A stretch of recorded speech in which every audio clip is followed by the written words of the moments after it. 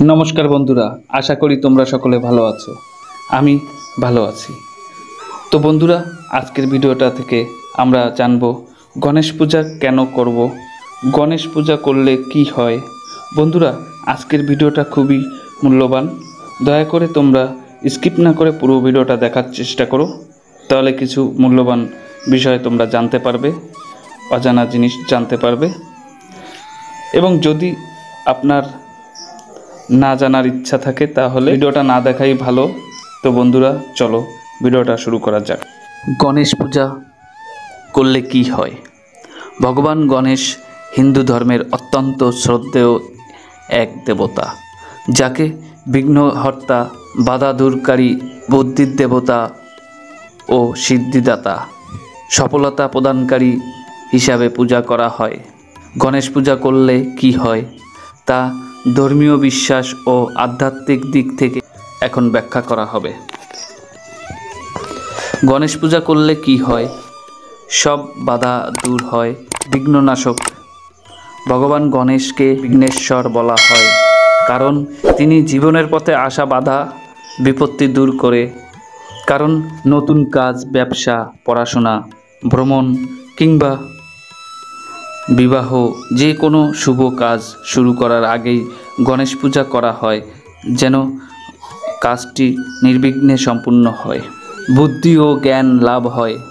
গণেশ হলেন বুদ্ধির দেবতা। তার মাথা হাতির মতো বড়, যার প্রতীক বুদ্ধিমত্তা ও দূরদর্শিতার পূজা করলে পড়াশোনায় মনোযোগ বাড়ে, সিদ্ধান্ত গ্রহণে স্পষ্টতা আসে, ধন ও সফলতা অর্জন হয়, সিদ্ধি ও সমৃদ্ধি। গণেশ পূজা করলে জীবনে সাফল্য, সিদ্ধি ও সমৃদ্ধি আসে, এমন বিশ্বাস আছে। ব্যবসায়ী, ছাত্র, গৃহস্থ সকলেই তাকে পূজা করেন মঙ্গল ও উন্নতির জন্য। মন শান্ত হয় ও আত্মবিশ্বাস বাড়ে। গণেশ পূজায় মন্ত্রপাঠ, ধ্যান ও ভক্তি হৃদয়কে প্রশান্ত করে। এর ফলে আত্মবিশ্বাস, মনোযোগ ও ইতিবাচক মনোভাব তৈরি হয়, আধ্যাত্মিক উন্নতি ঘটে।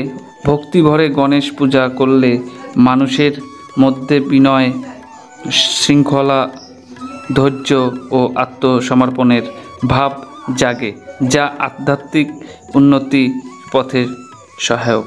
এই গণেশ পূজার মন্ত্র ওং গাম গণপত্যায় নমঃ। আরেকবার বলছি, ওং গাম গণপত্যায় নমঃ। এই মন্ত্রটি প্রতিদিন জপ করলে মানসিক শক্তি ও একাগ্রতা বাড়ে।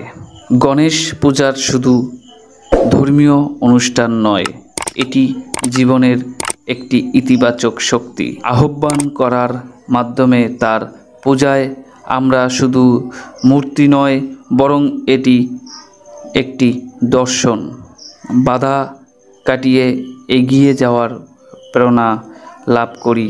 তাই সকল বন্ধুদেরকে বলি, তোমরা সকলে কমেন্টে লেখো জয় সিদ্ধিদাতার জয়। এটি লিখতে ভুল করবেন না এবং আশা করি এই ভিডিওটি বন্ধুদের শেয়ার করে তাদেরকে জানার সুযোগ করে দেবেন। আর চ্যানেলে নতুন দর্শক হলে চ্যানেলটিকে সাবস্ক্রাইব করুন। ভিডিওটা থেকে যদি কিছু শিখতে পারো তাহলে লাইক করতে ভুলবে না। ধন্যবাদ।